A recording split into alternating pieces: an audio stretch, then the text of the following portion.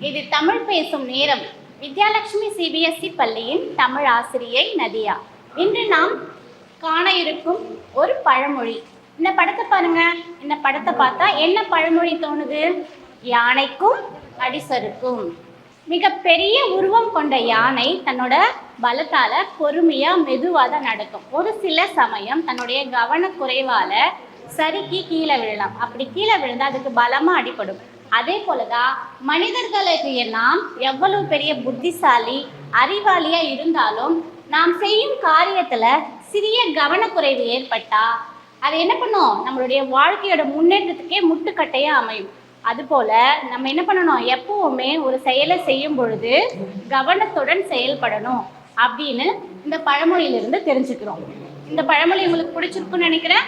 இதே போல ஒரு நல்ல பழமொழியோட தமிழ் பேசும் நேரம் பகுதியில் உங்களை சந்திக்கிறேன். நன்றி, வணக்கம்.